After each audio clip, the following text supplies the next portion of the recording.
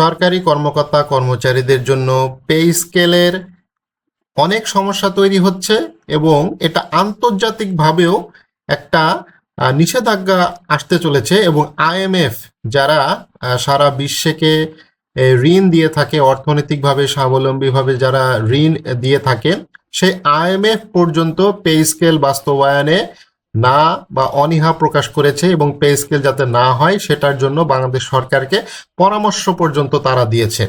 এবং pay scale বাস্তবায়নে IMF এর না, অর্থাৎ পে স্কেল দেওয়া যাবে না এমন একটা কথা তারা বলেছে। চলমান ইরান, ইসরায়েল ও যুক্তরাষ্ট্রের যুদ্ধ নাস্তানাবুদ করে ফেলেছে বিশ্ব অর্থনীতিবিদকে।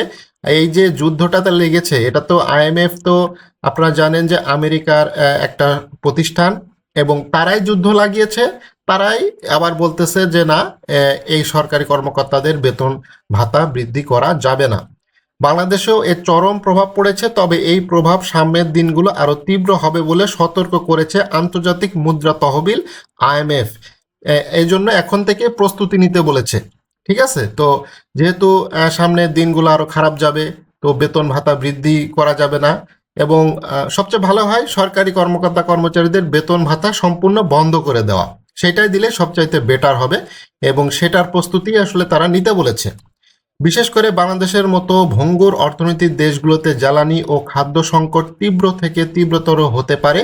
এর আগে থেকে চলে আসা আর্থিক সংকট তো রয়েইছে। ফলে এই মুহূর্তে নতুন পে স্কেল বাস্তবায়ন করলে মুদ্রাস্ফীতির চাপ নিয়ন্ত্রণে আনা অসম্ভব হয়ে পড়বে।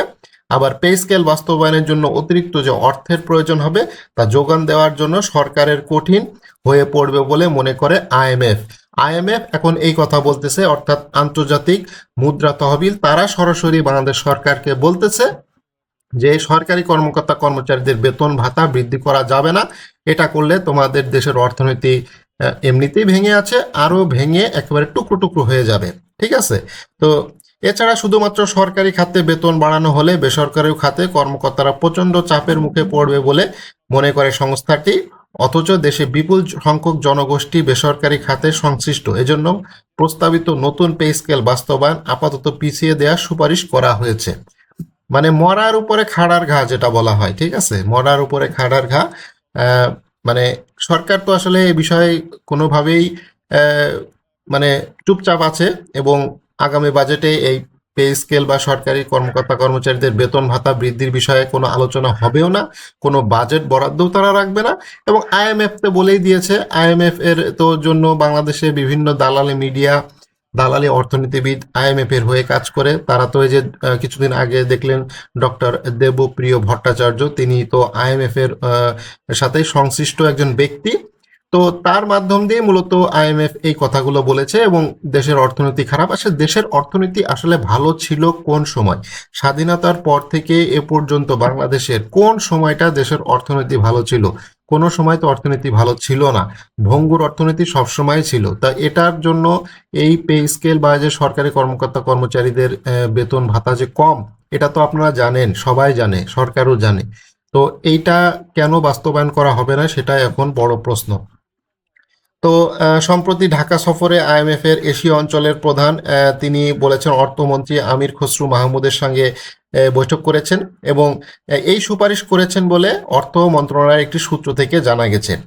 পে স্কেলের জন্য বরাদ্দ থাকা 40,000 কোটি টাকা বিদ্যুৎ জ্বালানি সহ ভর্তুকি খাতে স্থানান্তর করা হয়েছে। শুধু তাই নয়, পরিস্থিতি সামলাতে চলতি অর্থ বছরে প্রথম 6 মাসে সরকারের ব্যাংক ঋণ 1,50,000 কোটি টাকা ছাড়িয়েছে। গত জুলাই ডিসেম্বর শেষে সরকার ব্যাংক ঋণের পরিমাণ বেড়ে দাঁড়িয়েছিল 53,000 কোটি টাকা এবং ঋণ তো আছেই এবং সংসদে তো এই নিয়ে গতকালকে আলাপ আলোচনা হয়েছে। তো তারা সরাসরি সরকারি দল এর যে এমপি আছে, সরকারি দলের যে মন্ত্রী আছে, তিনি তো এটা এড়িয়েই গেলেন। আর অর্থমন্ত্রী, অর্থ মন্ত্রণালয় কোনো ব্যক্তি এই পে স্কেলের বিষয়ে কোনো কথাবার্তা তো তারা বলতে ইচ্ছে না এবং বলবেও না। শুধুমাত্র যারা এই বিষয়ে যে পে স্কেলটা দিব না, এইটাই হচ্ছে মূল বিষয়। এবং আগামী অর্থ বছরে এই সংসদে এই পে স্কেলের বিষয়ে আলাপ আলোচনা হওয়ার সম্ভাবনা খুবই কম। বিরোধী দল এটা একটা পয়েন্ট আউট করেছিল, বাট বিরোধী দলের সবকিছুই তো তারা ফেলে দিচ্ছে সরকারি দল, কোনো কথাই আসলে তাদেরকে রাখবে না। তারা যদি কোনো যৌক্তিক কথা বলে সেটাও রাখবে না, অযৌক্তিক কথা বললেও সেটা তো রাখবেই না। তো সবকিছু মিলায়ে সরকারি কর্মকর্তা কর্মচারীদের যে ভাগ্যে আসলে কি আছে এবং সামনে যে বেতন ভাতার বিষয়টা আছে সেটা কিভাবে বেতন ভাতাটা সরকার দিবে, এবং সবচাইতে বড় কথা যে 15 থেকে 10% অর্থাৎ প্রায় 10% যে বিশেষ সুবিধা পেয়ে আসছিল, সেটাও কি এখন বন্ধ হয়ে যাবে কিনা সেটাই এখন দেখার বিষয়। যে আগামী অর্থ বছরে টাকার নাই এরকম একটা অজুহাত দিয়ে যে বিশেষ সুবিধা প্রায় 2 বছর 2-2.5 বছর ধরে চলে আসছিল, সেটা অন্তর্বর্তীকালীন সরকার কিছুটা বাড়িয়েছিল, তো সেটা আবার বন্ধ হয়ে না যায় সেটাই এখন দেখার বিষয়। এমনিতে টাকা পয়সা খুবই কম পায় সরকারি চাকরিজীবীরা, বিশেষ করে তৃতীয় এবং চতুর্থ শ্রেণী কর্মচারীরা। তো তার থেকে যদি আরো এই বিশেষ সুবিধা অন্তত প্রায় 2,000-1,500 টাকা পাচ্ছে, সেটাও যদি কেটে নেয় তাহলে আরো ভয়াবহ অবস্থা হবে। তো সামনের দিনগুলোতে কি হবে এবং আগামী বাজেটটা কেমন হবে? সরকারের আসলে টাকার তো অভাব নাই, সরকার আসলে ফ্যামিলি কার্ড দিচ্ছে, এবং এই যে পহেলা বৈশাখ 14ই এপ্রিল অর্থাৎ পহেলা বৈশাখে কৃষি কার্ড চালু করবে, ফ্যামিলি কার্ড, কৃষি কার্ড, ক্রিয়া কার্ড, খেলোয়াড়দের জন্য ক্রিয়া কার্ড, সব কিছু কার্ড রেডি, অর্থাৎ তাদের টাকা পয়সার কোনো সমস্যা নাই। শুধুমাত্র টাকা পয়সার সমস্যা হচ্ছে সরকারি কর্মকর্তা কর্মচারীদের বেতন ভাতা দিতে গেলেই টাকা পয়সার সমস্যা, নতুন পে স্কেল কার্যকর করতে গেলেই টাকা পয়সার সমস্যা। তাছাড়া যাবতীয় যে কার্যক্রম আছে এটা চলমান। আপনি দেখতে পারতেছেন যে কৃষি কার্ড দিচ্ছে, ফ্যামিলি কার্ড দিচ্ছে, সব কিছু খাল খনন চলতেছে, মানে দেশের উন্নয়ন এখন চলমান এবং উন্নয়নের যে চাকা সেটা পুরো দমে চলতেছে। বাট সরকারি কর্মকর্তা কর্মচারীদের বেতন ভাতা দিতে এখানে টাকা নাই।